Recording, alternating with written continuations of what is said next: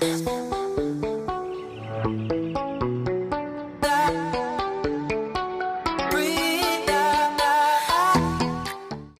Bapak Ibu Saudara yang dikasihi Tuhan, jemaat yang dicintai Tuhan dimanapun Bapak Ibu berada. Mungkin saat ini sedang ada di rumah-rumah bersama dengan keluarga tercinta.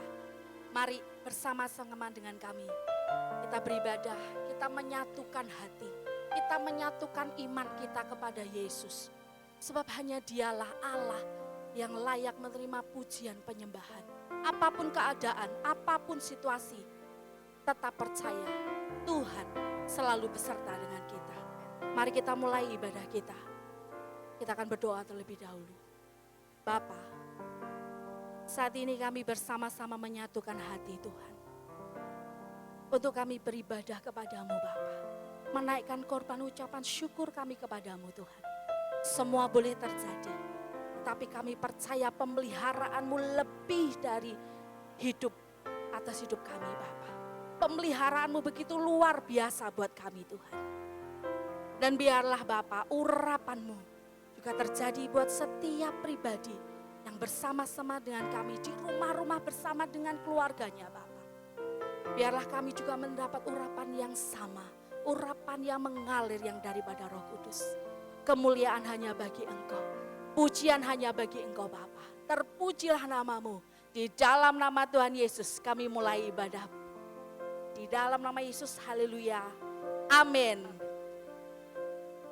Karena kita percaya, maka kita akan melihat perkara-perkara dahsyat, perkara-perkara ajaib yang Tuhan janjikan dalam hidup kita.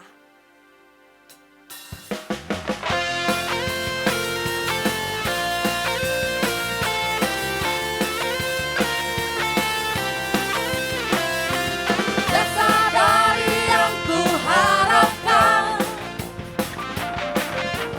bukti dari segala yang tak kulihat. Iman berikan ku kekuatan untuk melakukan perkara yang hebat bersama dengan Engkau. Bersama Rohmu kami menang. Ku pasti menang. Haleluya, tinggi, tinggi. Namamu dipuji, hormat, kemuliaan. Sonang dengan senang hati, Raja keagungan. Tuhan tidak akan membiarkan kita dalam pencobaan. Sebab kekuatannya dahsyat, kekuatannya hebat itu yang menopang hidup kita. Tetap biarkan pencobaan, amin, melebihi batas kekuatanku. Kau yang berikanku kemuliaan. Terima kasih Tuhan. Semakin serupa dengan gambaranmu. Bersamamu, bersama Rohmu, amin. Ku pasti menang. Tinggikan Dia, tinggi,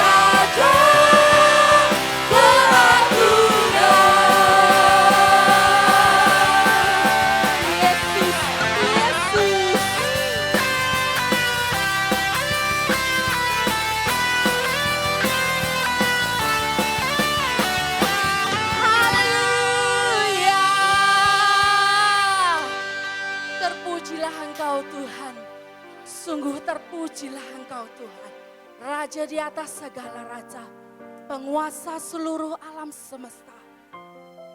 Engkau tetap sama Tuhan, kuasamu tetap sama Bapa. Hebat dan perkasa Engkau Bapa. Tidak pernah kami meragukan Engkau. Terima kasih Yesus.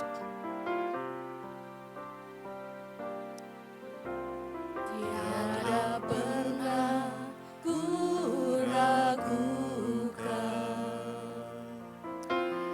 kasih setiamu ya Tuhan. Setiap waktu dalam hidupku tak pernah kau tinggalkan. Meski keadaan tidak pasti, Kau akan menyertai kami. Tanpa haleluya, awan gelap pun menghadap, hadapi badai, lewati gelombang, tak pernah kau tinggalkan diriku.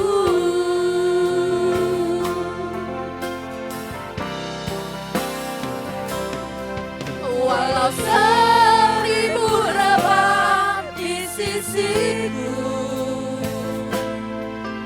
Kau tetaplah Allah penolongku.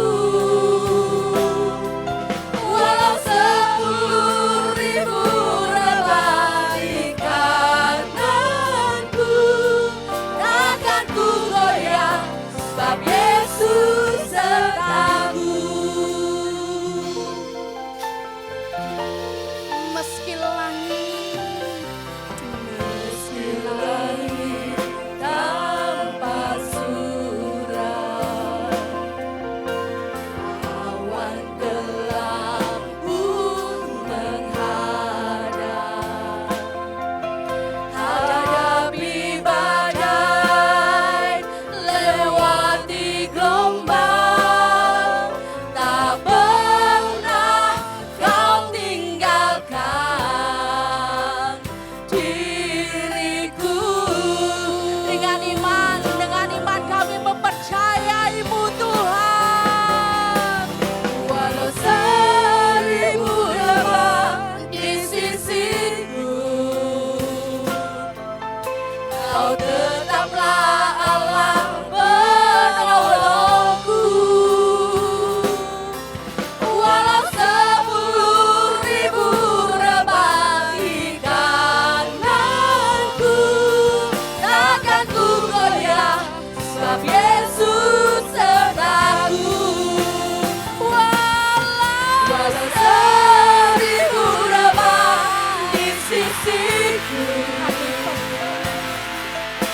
Kau tetaplah Allah penolongku. Walau 10.000 rebah di kananku, takkan ku goyah, sebab Yesus sertaku. Walau 1000 rebah di sisiku,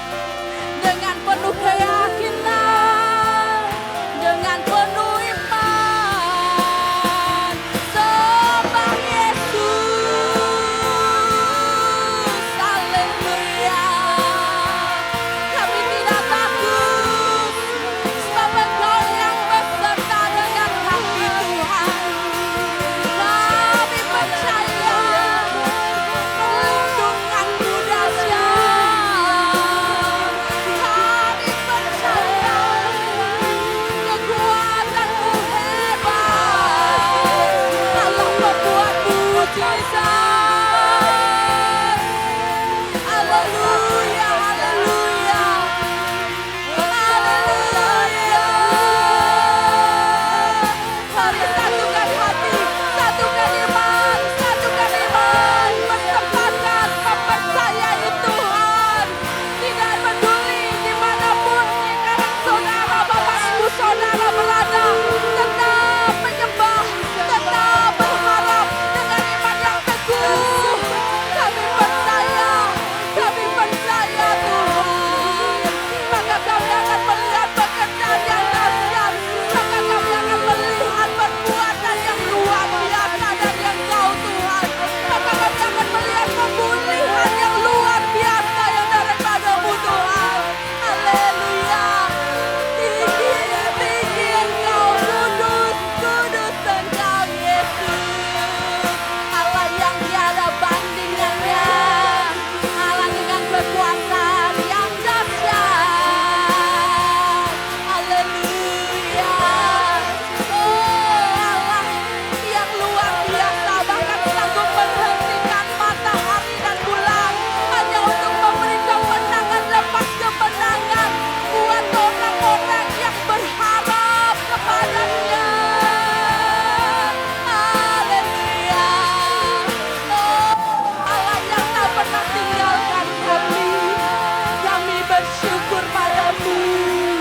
Kami bersyukur padamu Tuhan. Oh haleluya.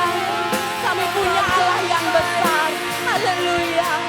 Kami punya Tuhan yang besar. Kami punya Tuhan yang besar. Kami punya Engkau Tuhan Yesus. Aku punya Tuhan yang besar, yang telah berjanji dan sanggup menggenapi imanku, bersepakat percaya kuasanya. Ku terima sekarang kemenangan darimu.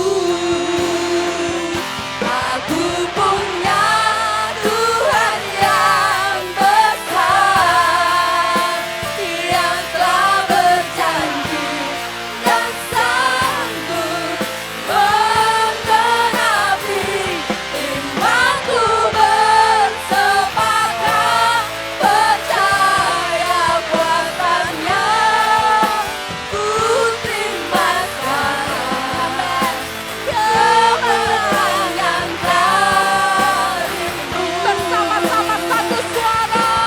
Punya Tuhan yang besar, yang telah berjanji dan sanggup menggenapi imanku, bersepakat percaya kuasanya.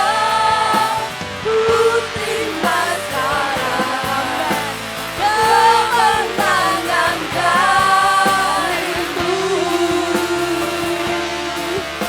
Ku terima sekarang, terima dengan iman, kemenangan darimu. Ku terima sekarang kemenangan darimu. Terima kasih sebab kemenangan-kemenangan yang darimu itu nyata buat kami Bapa. Dan jika sebentar kami akan mendengarkan kebenaran firman-Mu, biarlah kebenaran firman ini boleh menguatkan kami, boleh meneguhkan kami, boleh Tuhan benar-benar iman percaya kami semakin teguh di dalam Engkau. Apapun yang terjadi, kami tetap kuat, kami tetap hebat di dalam Engkau Bapa. Urapi hamba-Mu yang akan menyampaikan kebenaran firman-Mu, dan biarlah firman ini Tuhan, boleh Bapa benar-benar Tuhan hidup di dalam hidup kami dan pada akhirnya akan berbuah-buah lebat dalam hidup kami. Terima kasih Bapa, terpujilah nama-Mu. Dalam nama Yesus kami sambut kebenaran firman-Mu. Amin. Shalom Bapak Ibu, Saudara-saudari, dimanapun Anda berada. Sangat senang sekali bisa menyapa Bapak Ibu sidang jemaat lewat kebenaran firman Tuhan yang akan saya bagikan pada hari ini untuk kita semuanya.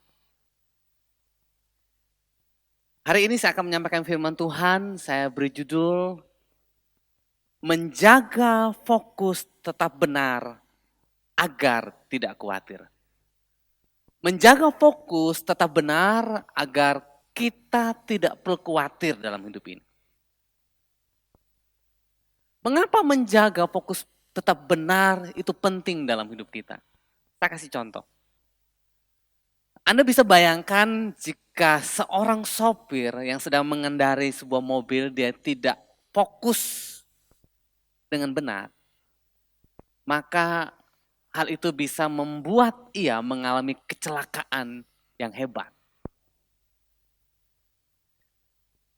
Jika Anda seorang siswa atau mahasiswa tidak fokus dengan studi Anda, maka akibatnya Anda bisa tidak naik kelas, tidak lulus, atau menjadi mahasiswa abadi, bahkan di drop out. Di dalam Alkitab kita menemukan sebuah contoh bagaimana Rasul Paulus yang gagal fokus. Ketika Tuhan berkata kepada Petrus, Petrus datanglah kemari. Kemudian Petrus mulai keluar dari perahunya, dia mulai berjalan di atas air dan mendapatkan Yesus. Tetapi ketika perhatian dan fokus Petrus beralih kepada tiupan dan gelombang angin sakal yang begitu kuat, maka ia mulai tenggelam.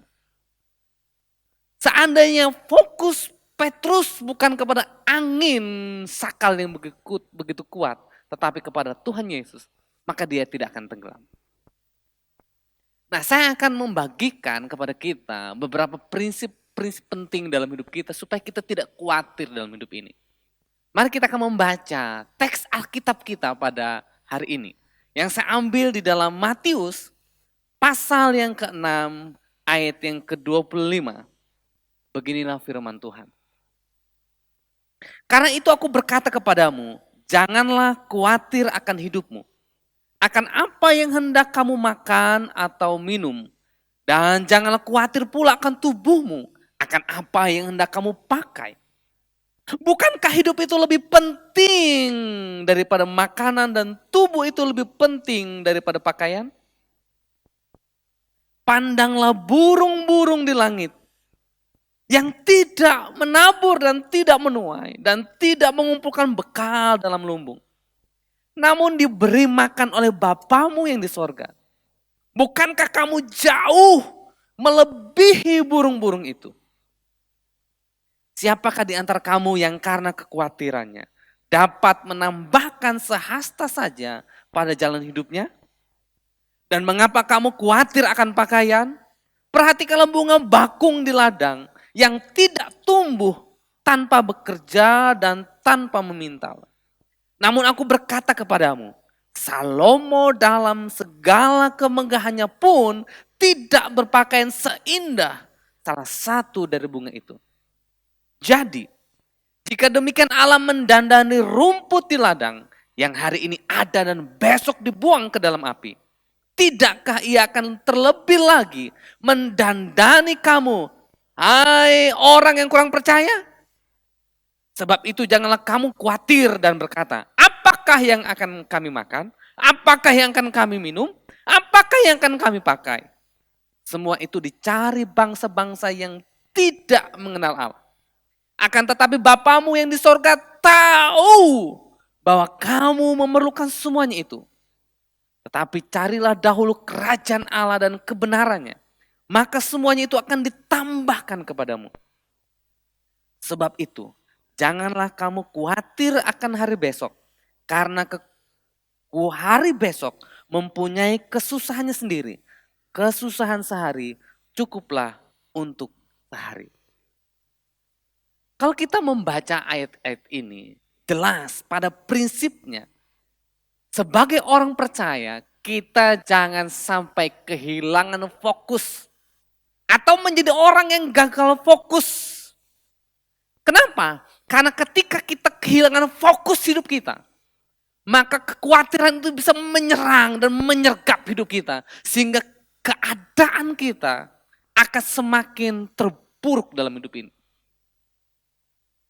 Kalau kita memperhatikan perikop ini jelas, Tuhan Yesus memberi peringatan untuk kita tidak hidup di dalam kekhawatiran. Sehingga dalam perikop yang kita baca, kata perintah janganlah kamu khawatir itu muncul 4 kali. Yang pertama, jangan khawatir akan hidupmu. Yang kedua, jangan khawatir akan tubuhmu. Yang ketiga, jangan khawatir apa yang akan kamu makan, kamu minum, atau kamu pakai. Yang keempat adalah, Tuhan Yesus berkata supaya kita jangan khawatir akan hari besok. Oleh sebab itu, Bapak Ibu yang terkasih dimanapun kita berada, kita dilarang untuk memelihara kekhawatiran dalam hidup kita. Karena kekhawatiran itu mirip manusia. Akan tumbuh menjadi besar kalau kita memeliharanya dalam hidup kita. Nah, beberapa alasan mengapa kita tidak boleh khawatir. Yang pertama, kita tidak boleh khawatir. Karena khawatir itu tidak membantu apapun dalam hidup kita. Saya membaca ulang di ayat 27.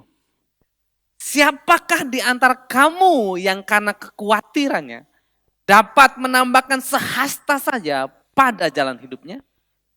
Bahkan dalam terjemahan firman Allah yang hidup mengatakan seperti ini. Dapatkah segala kekhawatiran itu memperpanjang umur kalian barang sesaat? Jelas jawabannya tidak. Ini adalah pertanyaan retoris yang tidak perlu dijawab. Kenapa? Karena jawaban sudah jelas, yaitu tidak. Jadi Bapak Ibu yang terkasih di dalam nama Yesus Kristus, kekhawatiran dalam kehidupan kita adalah sesuatu yang sangat perlu kita hindari. Kenapa? Karena ada begitu banyak hal-hal negatif yang akan terjadi dalam hidup kita jika hidup kita dikuasai oleh kekhawatiran. Kekhawatiran yang pasti bisa merusak kesehatan kita. Kekhawatiran dapat merusak hubungan kita. Kekhawatiran dapat merampok kebahagiaan dan sukacita dalam hidup kita. Kekhawatiran pun dapat mempengaruhi hubungan kita dengan Tuhan. Jadi, kalau kita melihat hal ini, ternyata kekhawatiran hanya membawa efek atau akibat yang buruk dalam hidup kita. Saya mengutip pernyataan dari seorang bernama Dr. Charles Mayo. Dia mengatakan seperti ini. Khawatir mempengaruhi sirkulasi jantung, kelenjar, dan sistem saraf secara keseluruhan. Saya belum pernah bertemu dengan seseorang yang mati karena terlalu banyak pekerjaan. Tetapi saya mengetahui banyak orang yang meninggal karena khawatir. Sehingga dia berkata, khawatir adalah bodoh karena tidak membawa manfaat. Oleh sebab itu Bapak Ibu yang terkasih di dalam nama Yesus Kristus, saya ingin ingatkan kita semua jemaat Tuhan yang dikasih oleh Tuhan, bahwa kita harus mengganti kekhawatiran kita dengan iman dan keyakinan kita. John Lubbock mengatakan seperti ini. Sehari khawatir lebih melelahkan daripada seminggu kerja. Sehari khawatir lebih melelahkan daripada seminggu kerja. Oleh sebab itu, khawatir tidak memberikan keuntungan, manfaat dalam kehidupan kita. Bahkan kalau kita belajar bersama-sama, kebanyakan dari kekhawatiran hidup kita tidak pernah terjadi dalam hidup kita. Jadi, kekhawatiran tidak memperbaiki masa depan kita. Tetapi kekhawatiran merusak masa kini dalam hidup kita. Yang kedua, mengapa kita tidak perlu khawatir dalam hidup kita? Yang kedua adalah kita tidak perlu khawatir karena Tuhan tahu apa yang kita butuhkan dalam hidup ini. Alasan yang kedua adalah kita tidak perlu khawatir dalam hidup ini karena Tuhan tahu apa yang kita butuhkan dalam hidup ini. Ayat 32 mengatakan, semua itu dicari bangsa-bangsa yang tidak mengenal Allah. Akan tetapi Bapamu yang di sorga tahu bahwa kamu memerlukan semuanya itu. Perhatikan ayat ini mengatakan, akan tetapi Bapamu yang di sorga tahu bahwa kamu memerlukan semuanya itu. Yesus memberikan contoh yang begitu jelas kepada kita. Yang pertama dia berikan contoh burung-burung di udara. Burung-burung di udara tidak menabur. Mereka tidak menuai. Mereka tidak mengumpulkan bekal dalam lumbung. Tetapi kita tahu bahwa Bapa yang di sorga memelihara kehidupan mereka. Bukankah saya dan Bapak Ibu jauh lebih berharga, jauh lebih bernilai daripada burung-burung di udara? Kalau kita mau membandingkan dengan burung-burung di udara, jelas kita sangat berharga, kita sangat bernilai di mata Tuhan. Jika burung saja yang kurang bernilai, tetapi dijaga, dipelihara, diberi makan oleh Bapa di sorga, terlebih lagi kehidupan kita yang percaya kepada Tuhan dalam kehidupan kita. Contoh yang kedua adalah tentang bunga bakung. Bunga bakung tumbuh tanpa bekerja, tumbuh tanpa meminta, tetapi didandani Allah dengan begitu indah, dengan begitu cantik, bahkan melebihi kemegahan dari Raja Salomo. Pertanyaannya adalah apakah kita percaya? Apakah kita tahu bahwa hidup kita lebih penting daripada bunga bakung, lebih penting daripada burung-burung di udara, dari semua ciptaan yang ada? Kalau kita yakin kita lebih berharga, kita lebih bernilai daripada burung-burung di udara dan bunga bakung, maka kita harus percaya bahwa Allah pun menyediakan apa yang menjadi keperluan kebutuhan kita. Kita yakin dan percaya bahwa Allah telah menyiapkan yang terbaik dalam kehidupan kita. Kenapa? Karena kita berharga. Kita adalah ciptaan yang terfavorit di mata Allah. Kenapa? Karena kita adalah anak-anaknya. Di dalam Roma pasal 8 ayat 32 mengatakan seperti ini. Ia yang tidak menyayangkan anaknya sendiri yaitu Yesus, tetapi yang menyerahkannya bagi kita semua. Bagaimana mungkin ia tidak mengarunikan segala sesuatu? Perhatikan, segala sesuatu kepada kita bersama-sama dengan Dia. Prinsipnya adalah jangan biarkan kebutuhan duniawi, kebutuhan jasmani membuat kita stres, membuat kita khawatir, membuat kita takut. Karena apa? Karena Allah adalah Bapa kita yang di sorga, yang mengetahui semua kebutuhan kita, yang menyediakan semua kebutuhan kita, dan mencukupkan apa yang kita butuhkan. Itulah alasan yang kedua. Alasan yang ketiga, alasan yang terakhir. Kita tidak perlu khawatir jika fokus hidup kita benar.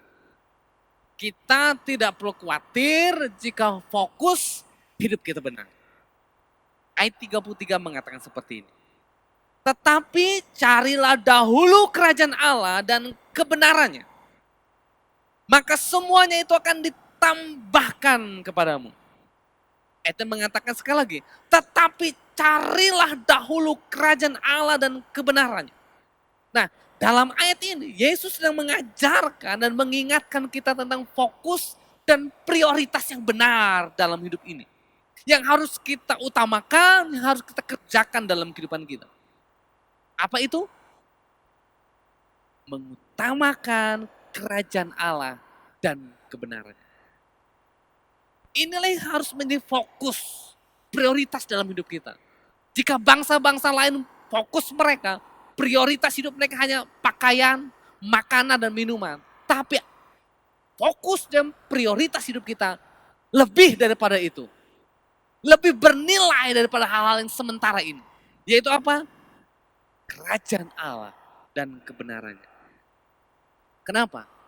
Ketika kita fokus kita benar, prioritas hidup kita benar, mencari kerajaan Allah dan kebenarannya.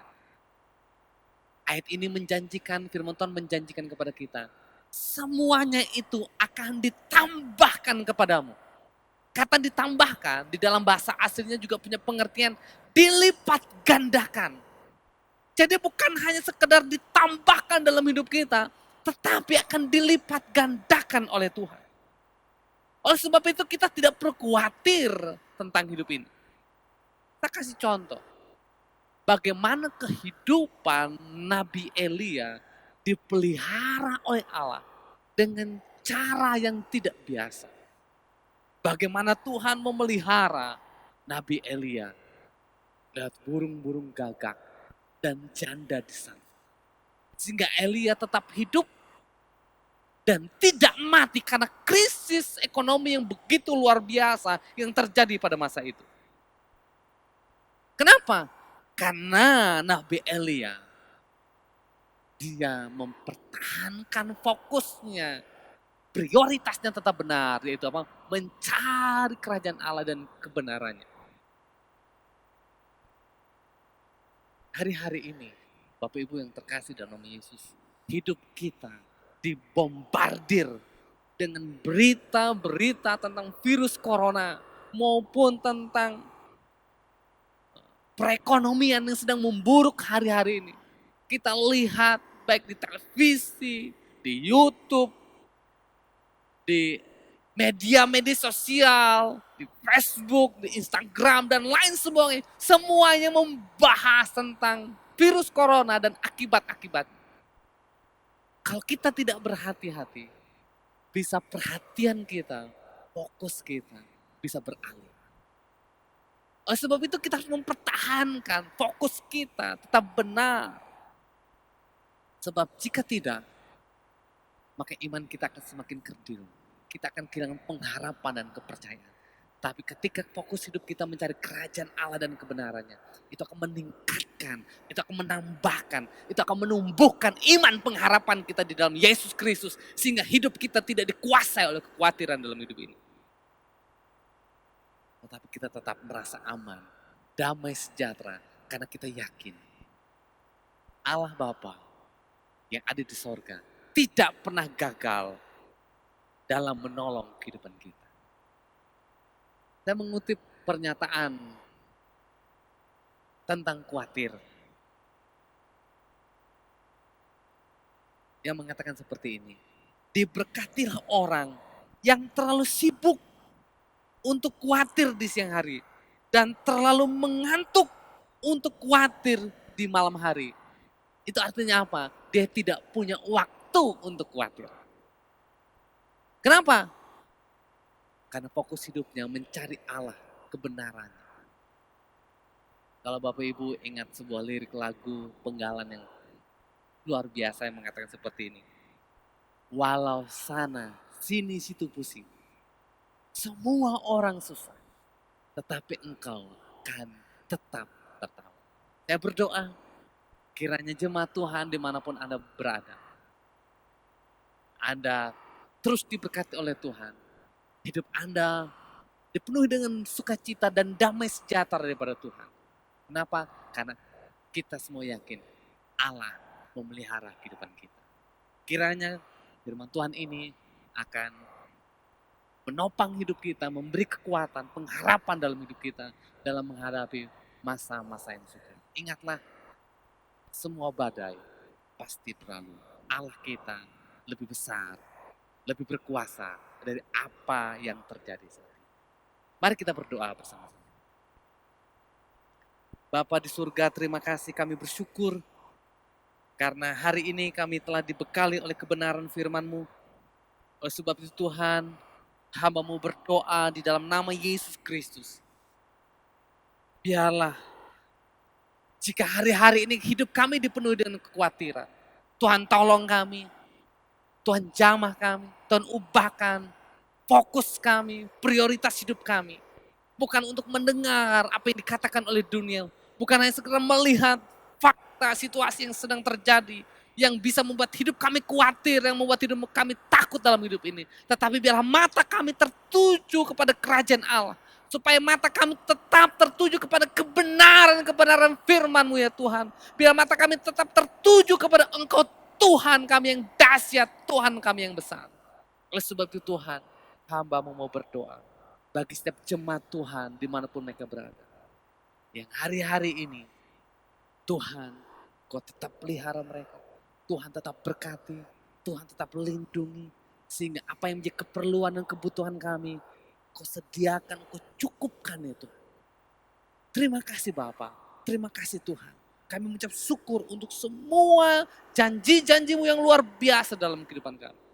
Oleh sebab itu Bapak Ibu yang terkasih di dalam nama Yesus Kristus, terimalah berkat kasih karunia dari Allah Bapa dan damai sejahtera dari Tuhan Yesus serta persekutuan Roh Kudus yang akan menguatkan kita, yang akan menghiburkan hidup kita sampai Maranatha datang untuk yang kedua kalinya. Dalam nama Tuhan Yesus kami berdoa. Amin. Tuhan Yesus memberkati kita semua. Shalom. Bagaimana kabar Bapak Ibu, saudara-saudari Jemaat Air Hidup? Kami berdoa kiranya Bapak Ibu Saudara dalam perlindungan dan kasih Tuhan. Jika Bapak Ibu Saudara ingin memberikan persepuluhan atau persembahan keuangan yang lain, dapat dikirim ke rekening seperti yang tertera di warta gereja atau di layar di bawah ini. Jika Bapak Ibu Saudara ingin memberikan secara langsung, Bapak Ibu Saudara dapat datang ke gereja dan memasukkannya di kotak perpuluhan atau persembahan yang tersedia di gereja. Gereja terbuka setiap hari mulai pukul 8 pagi sampai pukul 2 siang dan pukul 6 sore sampai pukul 9 malam. Sekretariat gereja tetap buka mulai hari Selasa sampai Sabtu pukul 8 pagi sampai pukul 2 siang.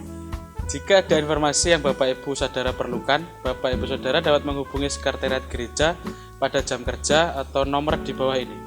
Pada tanggal 10 April, ibadah Jumat Agung akan dilakukan secara online di media YouTube dimulai pukul 9 pagi.